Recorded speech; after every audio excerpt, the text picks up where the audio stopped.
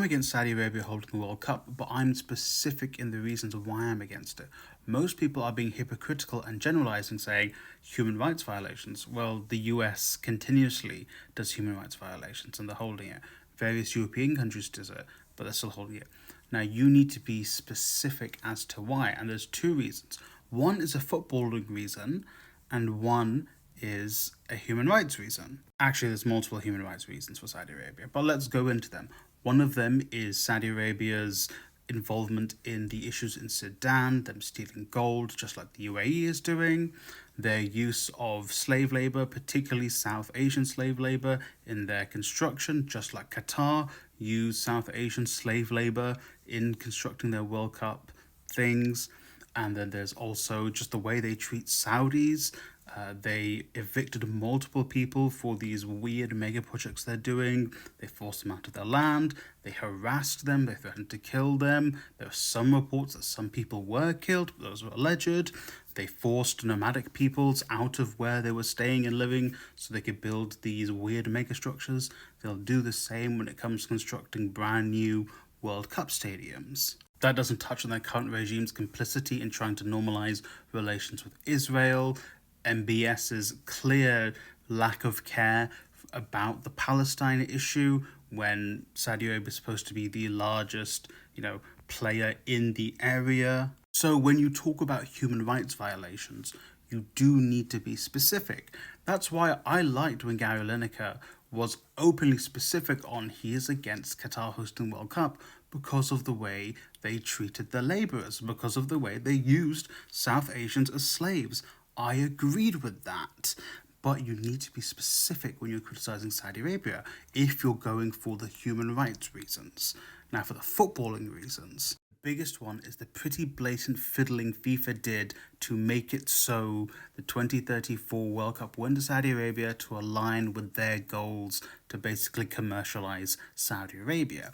Because when it comes to the World Cup, usually it will go to a different confederation each time until all the confederations, or most of the confederations, have had it, and then it can go around again.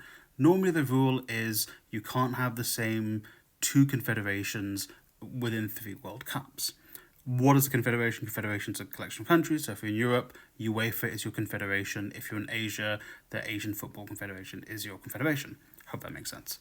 So it is going 2022 Qatar, 2026 US, Canada, Mexico. Then, really, it should go Europe or South America in 2030, then 2034 Europe or South America. Then maybe you would go to Oceania, then you would probably maybe go to Africa before getting around to Asia. What FIFA have done is they've kind of tried to speed up getting it back to Asia. So they did the 2030 World Cup, and their terrible excuses, it is an anniversary, so we're going to do some games in South America, and then the rest of it in Europe and Africa. So basically, they squeezed 3 confederations into one tournament because they're going to Morocco, Spain, Portugal, Paraguay, Uruguay, and Argentina. South America, Africa, and Europe. So they've tried to speed them and force them into one tournament, so then they can't be like, well, you guys already had it in Asia pretty recently. You need to come to each one of those 3 continents before going back to Asia.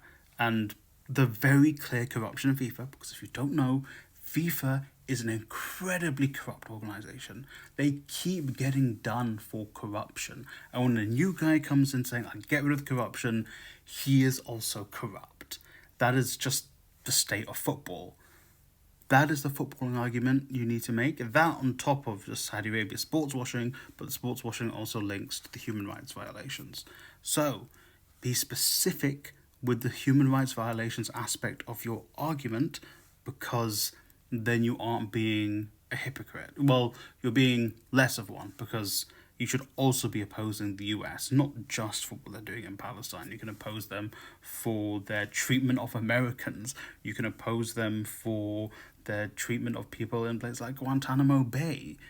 That should be a consistent thing. If you're complaining about human rights violations, you should be consistent with that. You should be raising that all the steps of the way. But then the footballing one, you do also need to learn that one if you want a proper leg to stand on.